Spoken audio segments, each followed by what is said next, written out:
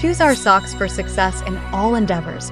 Fortunes rises from the heel, and good luck for life.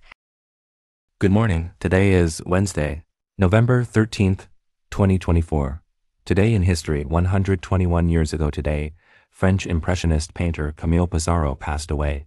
His notable works include Hillside of the Hermitage, Pontos, Lordship Lane Station, and Road to Louveciennes. Pissarro is the only artist to have participated in all Impressionist exhibitions. A pioneer of the Impressionist style, he is often called the Miller of Impressionism. Welcome to today's Ching Chow Morning News. Let's start with political updates.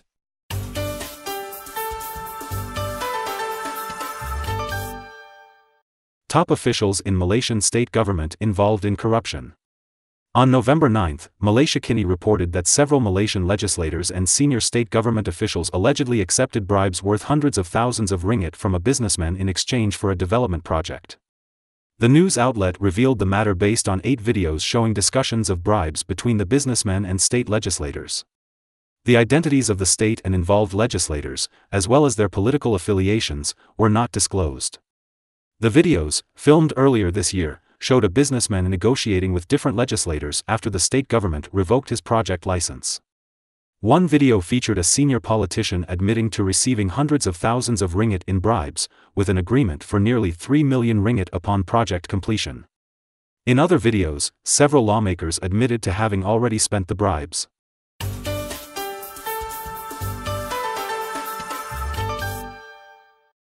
Qatar withdraws from Gaza mediation. Qatari Foreign Ministry spokesperson Ansari announced on November 9 that Qatar has decided to suspend its role in mediating the Gaza ceasefire and hostage release agreement. The decision comes amid deadlock in the Israel-Hamas peace talks, with both sides blaming each other for the lack of progress. The main point of contention is Hamas's demand for Israel's complete withdrawal from Gaza, which Israel refuses. Ansari noted that the Hamas political office in Doha is no longer functional.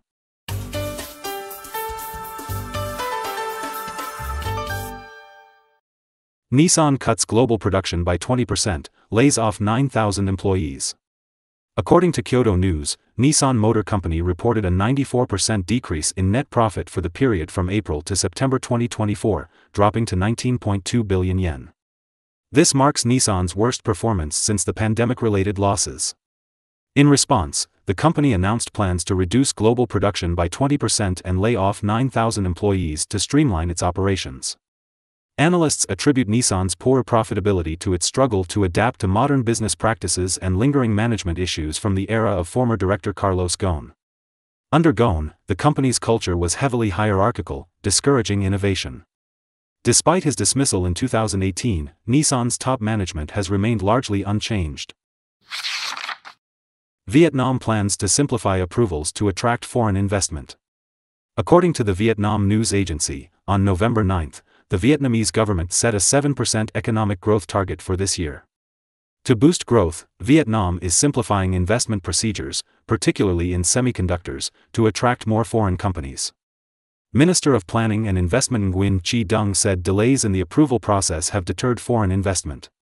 To address this, Vietnam plans to streamline procedures by year-end. Investors in industrial parks, high-tech zones, export processing zones, and free trade zones will only need to register their investment and receive a notification from the relevant authority within 15 days.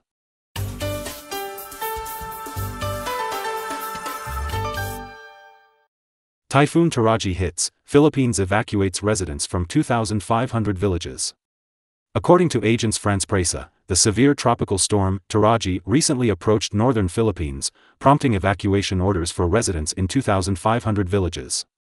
The National Weather Service of the Philippines reported that Taraji has maximum sustained winds of 110 km per hour and is expected to bring heavy rain and strong winds to the northern provinces of Aurora or Isabela. The military and police have deployed at least 14 aircraft for rescue operations and food delivery to affected areas. In less than a month, the Philippines has been hit by 3 severe tropical cyclones.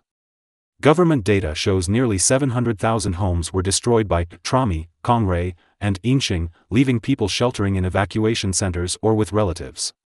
Secretary of the Interior and local government Romulla reported that the previous 3 storms claimed 159 lives. Canada reports first suspected human case of H5 avian flu. According to Reuters, on November 9, Canada reported its first suspected case of human infection with H5 avian influenza. The patient, a teenager from western British Columbia, may have contracted the virus from a bird or animal and is receiving treatment at a children's hospital. Authorities are investigating the source of the infection and identifying the teenager's contacts. H5 avian influenza is widely spread among wild birds globally and has caused outbreaks in poultry and U.S. dairy cows. Since March, nearly 450 dairy farms in 15 U.S. states have been affected, and 46 people have been confirmed infected since April. There is no evidence that H5 avian influenza can spread from person to person, but scientists warn that such transmission could trigger a pandemic.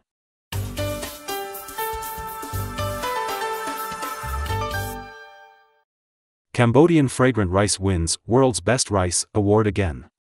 According to ASEAN Financial News, the Cambodian Rice Alliance recently announced that Cambodian fragrant rice won the World's Best Rice Award at the 2024 International World Rice Conference in the Philippines.